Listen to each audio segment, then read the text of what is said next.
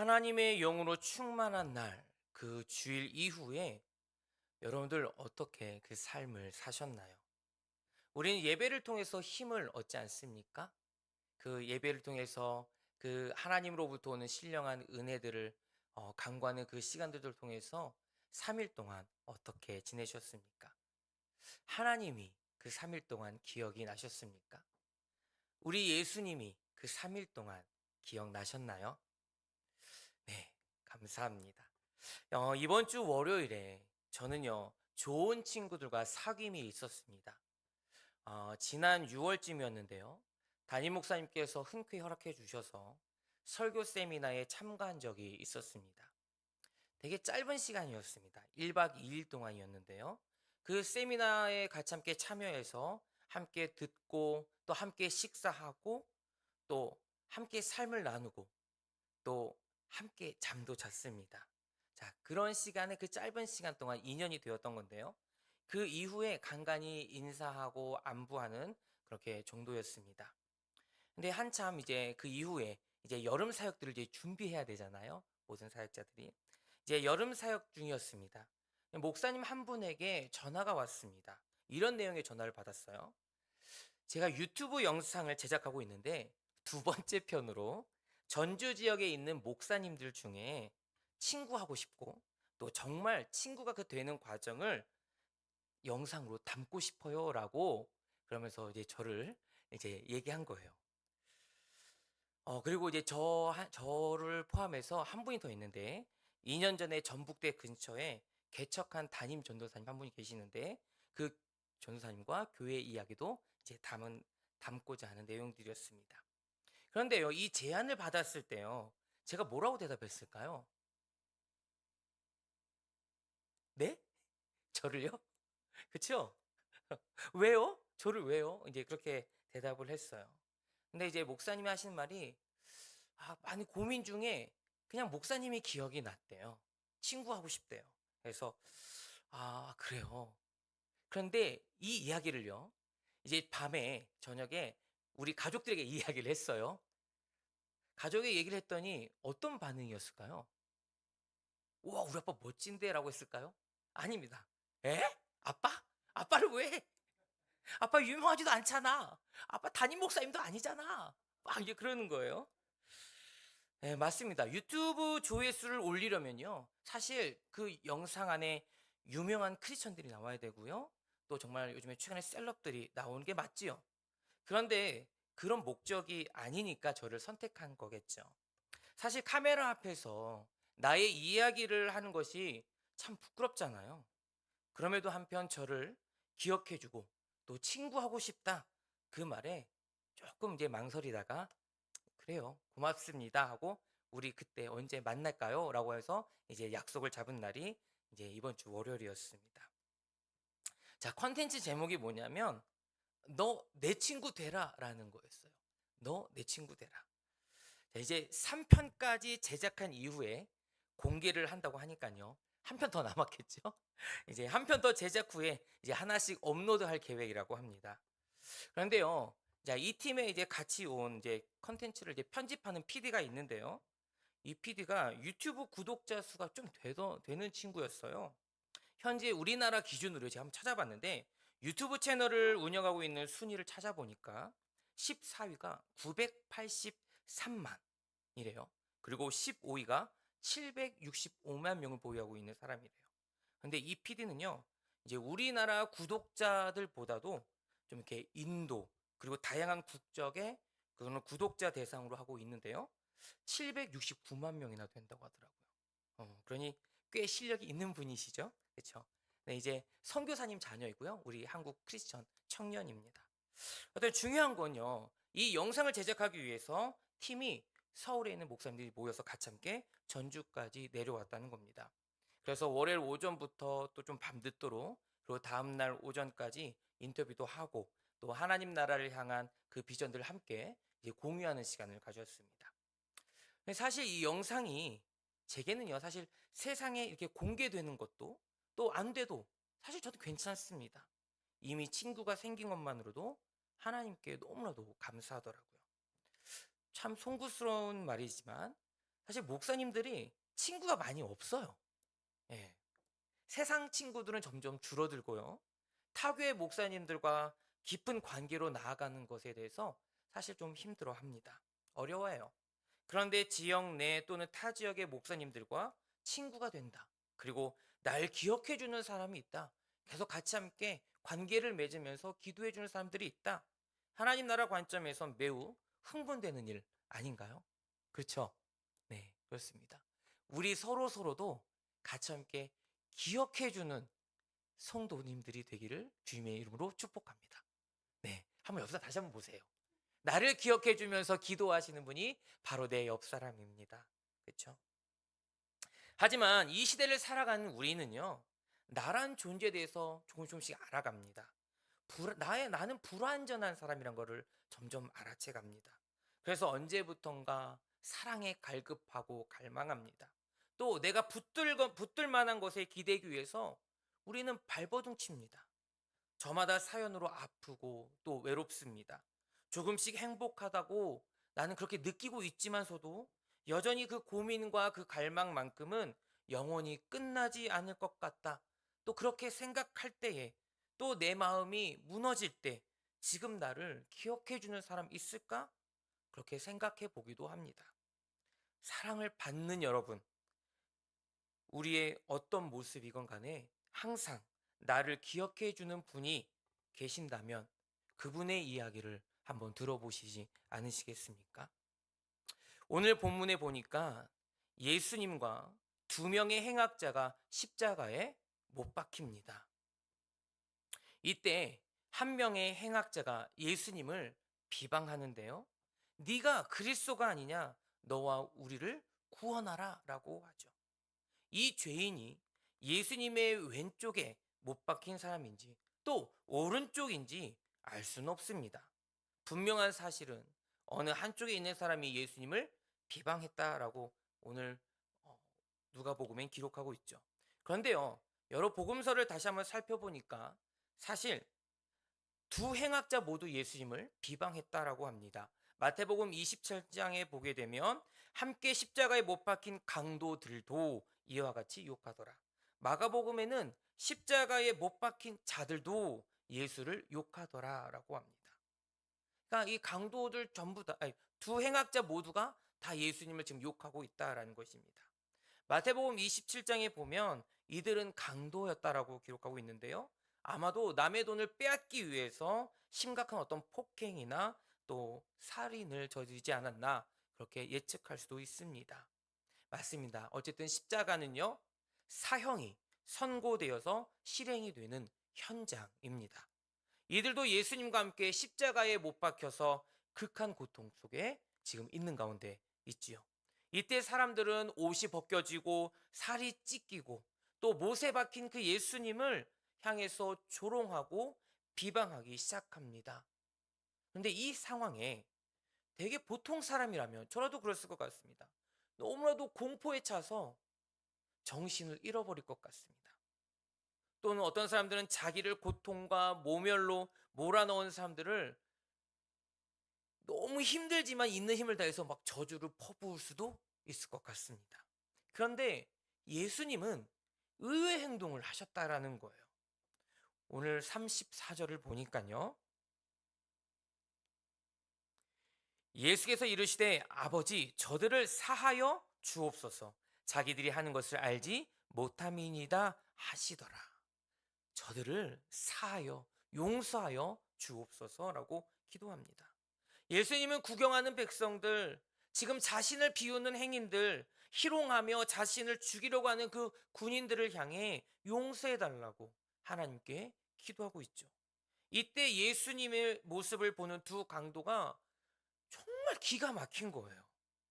그래서 둘 다 예수님을 욕합니다. 그런데도 예수님은 계속 용서의 기도를 하나님께 드립니다. 그러자 한 강도가 진짜 더 기가 막혀서 예수님께 오히려 더 화를 퍼부으면서 더 거세게 비난을 합니다. 네가 그리스도가 아니냐? 너와 우리를 구원하라 라고 말이죠. 자, 이렇게 강도가 진짜 예수님을 정말 그리스도라고 믿어서 이렇게 말을 한 것이었을까요? 아니죠. 좀 비꼬는 말이었습니다. 네가 그리스도라며, 너가 메시아라며, 네가 우리의 왕이라며, 네 말이 정말 사실이라면 왜 너와 우리를 구하지 않니? 너도 우리와 같은 인간에 불과하구나. 정말 고상한 척 하지 말아라 라고 하는 것입니다. 이렇게 한 강도가 예수님을 비방하고 있는데 정말 어떤 그 순간에 놀랍게도 그 옆에 있던 다른 강도가 무엇인가 깨달은 것 같습니다. 자신을 죽이려는 사람들 앞에서도 용서의 기도를 드리는 예수님을 보면서 순간 깨닫게 된 것이죠. 아, 이분이 보통 분이 아니시구나. 정말 진짜 용서를 베푸시는 구원자이시구나. 라고 깨달은 것입니다. 자, 이 사람은 예수님을 비방하는 강도를 오히려 꾸짖는 모습이 나오는데요. 40절과 41절 말씀입니다. 하나는 그 사람을 꾸짖어 이르되 내가 동일한 정죄를 받고서도 하나님을 두려워하지 아니하느냐. 우리는 우리가 행한 일에 상당한 보응을 받는 것이니 이에 당연하거니와 이 사람이 행한 것은 옳지 않은 것이 없느니라. 이 강도는요, 완벽하진 않지만 지금 마지막 죽음의 순간에 정말 순수하고도 간절한 마음으로 예수님께 간구합니다.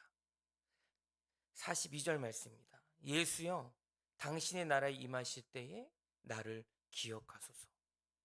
그러자 너무도 큰 고통 속에 계시는 그 예수님께서 지금 고개조차 지금 어떻게 가눠야 될지 모르는 그 예수님께서 강도를 힘있게 바라보십니다. 그리고 그의 진실한 요청을 들으시는데요. 마지막 힘을 다해서 그를 받아주시고 또 약속 하나를 해주십니다. 43절에 보니까요. 예수께서 이르시되 내가 진실로 내게 이르노니 오늘 내가 나와 함께 낙원에 있으리라. 예수님께 요청했던 그냥 그대로 기억하겠다라고 하는 약속을 해주신 것입니다. 사실 당시 제자들은 예수님을 사랑했습니다. 그렇지만 하나님 나라를 향한 그 소망들이 지금 산산조각이 다 나버렸습니다. 그리고 나서 다 달아나 버렸죠. 그런데 지금 제자들과 대조적으로 홀로 지금 현재의 자신의 그 수치스러움을 넘어서 이제 그 죽음 너머에 있는 다가오는 그 영광을 보았던 바로 이 사람. 오늘 성경에 기록하고 있는 행악자라고 나오는데요. 그 행악자의 믿음에 감탄이 일어나지 않습니까? 이미 우리는 잘 알고 있다고 생각하는 본문일 텐데요. 자, 이제부터는 우리는 이 말씀을 가지고 현재의 삶으로 또 우리의 삶 속의 연관성과 적용점을 발견하기를 원합니다. 그 첫 번째가 무엇이냐면 예수님 좌우에 못 박힌 강도가 사실 우리를 나타내고 있습니다. 생각해 보면 예수님과 함께 좌우에 못 박힌 그 강도들은요, 우리의 인간의 운명을 보여주는 그런 한 장면입니다. 예수님 양편의 강도가 그들의 죄의 대가를 지고 십자가에서 죽어가는 것처럼 우리 모두 자신의 죄를 지고 죽었어야 할 운명인 것을 깨닫게 됩니다. 성경은 분명히 말을 하죠. 로마서에 보면 모든 사람이 죄를 범하였다. 그리고 죄의 삭은 무엇입니까? 사망이다 라고 분명히 기록하고 있습니다. 본문 안에서의 그 강도처럼 우리도 자신의 죄의 그 대가를 심판받아야 할 대상이었던 것이죠. 히브리서 9장 27절 말씀에는요. 한 번 죽은 것은 사람에게 정해진 것이요. 그 후에는 무엇이 있습니까? 심판이 있다라고 했습니다. 이 세상을 창조하시고 다스리시는 그 하나님 나라, 그 하나님 나라의 그 절대 법칙은 죄인인 우리가 십자가에 못 박혀야 할 존재였지 죄 없는 예수님이 그곳에 있어야 할 것이 아니라는 것이었죠. 그런데 예수님이 우리를 대신해서 십자가에 못 박히셨습니다. 왜 그렇습니까? 하나님이 우리를 얼마나 사랑하시는지를 그것을 우리에게 나타내 주시기 위함이었죠. 본래 우리의 영적 상태는 아마 분명히 이랬습니다. 한편의 강도처럼 끝까지 예수님을 욕하며 죽을 수 있고요. 우리 인생의 마지막까지 바로 옆에 계신 예수님을 비웃으면서 불신앙으로 죽을 수 있었던 사람들이었습니다. 하나님과는 끝내는 화목을 이루지 못하고 결국 죽어야 할 사람들이 바로 저였고 우리였습니다. 그러나 다른 편의 강도처럼 과거에 방황하고 악을 행했지만 정말 그 결정적인 순간에 예수님과 마주할 수 있는 그 시간에 예수님을 찾고 그분께 안길 수 있게 되었죠. 그렇습니다. 예수님과 함께 좌우에 못 박힌 강도가 바로 우리의 운명인 것을 깨닫게 해주는데요. 우리가 알고 보니 사실 절망뿐이라는 것이었습니다. 하지만 아무것도 소망이 없던 그 순간에, 짧은 순간에 한 강도의 모습에서 우리는 생명의 빛을 보았는데요. 바로 두 번째입니다. 부족하지만 진실한 믿음을 받으십니다. 누가요? 예수님께서요. 예수님께서 우리의 그 부족하지만 진실한 믿음을 받으십니다. 한 강도가 그 죽음의 순간 앞에 턱없이 정말 부족하지만 순수한 믿음을 지금 보여주고 있습니다. 부족하지만 진실한 믿음으로 간절히 지금 예수님께 간구하고 있어요. 예수여, 당신의 나라에 임하실 때에 나를 어떻게 해달라고요? 기억하여소서라고 얘기하고 있습니다.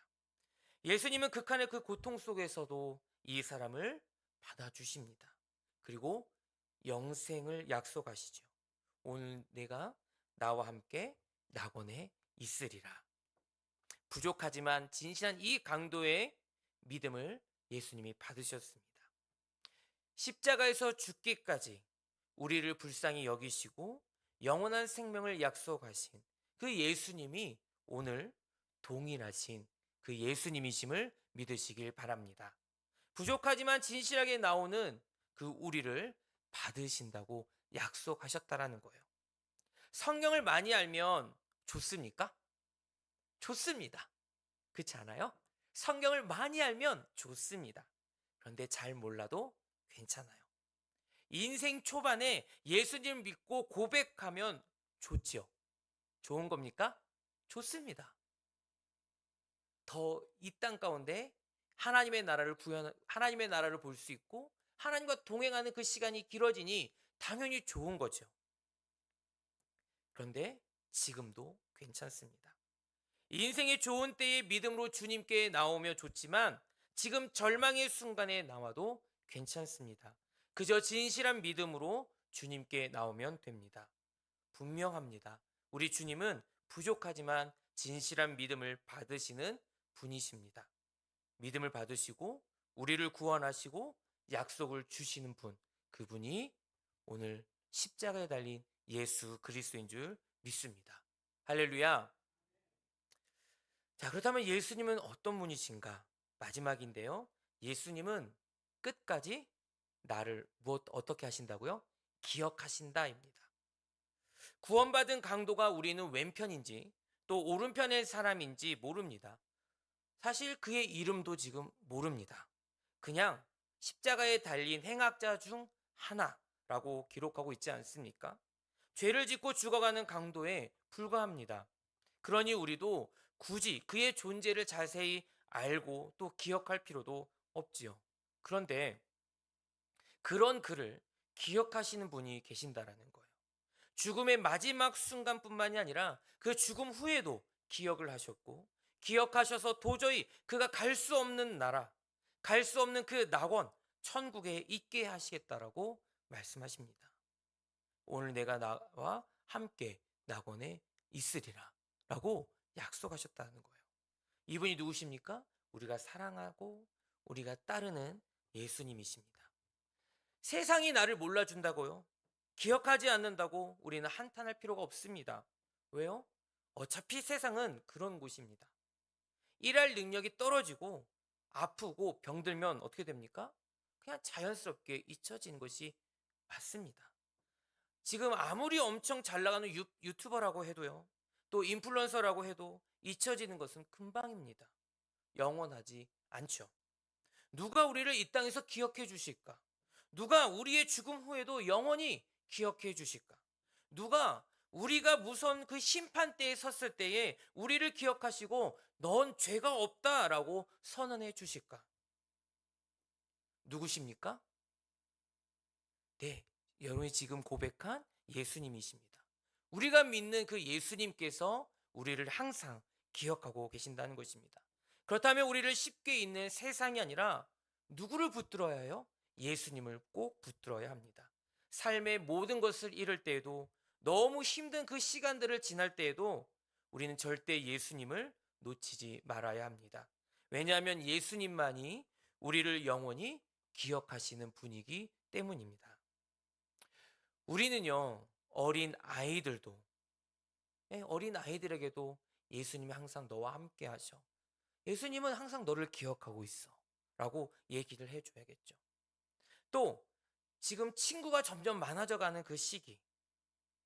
그런데 진정으로 날 기억해주는 사람이 없어서 외롭게 세상을 살아가는 청소년들과 청년들에게도 절대 주님을 넌 놓치지 말아야 한다라고. 세상 사람들이 너를 기억해주지 못하고 세상 사람들이 너를 비방해도 또는 무시해도 알아주지 못한다 할지라도, 회사에서 알아주지 못한다 할지라도, 그래도 걱정 마. 예수님이 널 기억하고 계셔. 예수님 널 붙들고 계셔. 라고 우리 부모들은, 또 우리 믿음의 선배들은 계속 끊임없이 그들을 향해서 얘기를 해 주어야 합니다. 그리고 그 믿음으로 살아내는 그 법들을 보여주고 같이 함께 살아가야 하겠죠. 그러면서 우리는 이렇게 얘기합니다. 그랬다. 주님이 날 기억했다. 그랬다. 주님이 항상 날 기억하고 계셨다. 우리는 두 강도처럼 십자가에서 심판과 형벌과 죽음을 당했어야 하는 인생이 분명합니다. 하지만 하나님이 기억하셨습니다. 종살이 하다가 개죽음을 당해도 아무도 기억하지 않았던 이스라엘을 구약시대에 보여주었죠. 하지만 아브라함과 이삭과 야곱의 하나님께서 자손들의 그 고통을 들으시고 기억하셨다라고 했죠. 그리고 구원 계획을 성취하셨습니다. 그리고 하나님의 자녀다움이 무엇인지 광야 가운데서, 또 하나님께서 말씀하신 그 땅을 정복해가는 그 과정 가운데 그것이 무엇인지 하나님께서 하나하나 알려주셨지요. 하나님이 하나님의 백성을 기억하시고 구원의 문을 열어주셨습니다. 부족하지만 진실한 믿음으로 주님을 붙드시기를 바랍니다. 그분만이 우리를 구원할 분이시고 그분만이 우리를 건져내셔서 나의 주인으로, 우리의 주인으로, 모든 만물의 주인으로서, 왕으로서, 또 우리를, 교회를 통치하시는 분이 우리 주님이십니다. 오늘 말씀을 들으면서 맞아, 그랬어. 주님이 날 항상 기억하고 계셨어. 이제야 내가 깨닫습니다. 라고 하시는 분도 있을 텐데요. 그런 분들에게는 정말 주님이 날 항상 기억하고 계셨구나 라고 감사합니다라고 고백했으면 좋겠고요. 하나님께서 이미 다 알려주셨고 이미 그것을 경험했는데도 불구하고 내가 기억하지 못하고 다르게 살아갔던 모습이 있다면 주님 다시 한번 나를 받아주세요라고 함께 고백하기를 원합니다. 그런 다음에 나도 이제 당신을 기억하는 인생이 되기를 원합니다 라고 함께 결단하기를 바랍니다. 죄로 죽을 수밖에 없는 나를 위해 십자가를 지신 주님을 우리는 찬양하고 예배하며 살아가기를 원합니다. 또 세상은 우리를 잊어도 주님은 절대 나를 잊으시는 분이 아님을 우리는 믿으며 살아갑시다. 그러니 이제 세상이 아니라 주님을 사랑하면서 인생의 마지막 날까지 주님의 손을 잡고 함께 믿음의 길을 걸어갑시다. 예수 안에서 진심으로 만나는 친구들은요, 나를 기억해 주거든요. 그런 것처럼 우리 예수님과 날마다 정말 친구가 되어서 친밀한 관계로 나아가길 이 시간 결단하는 우리 예수비전교회 성도들을 주님의 이름으로 축원합니다.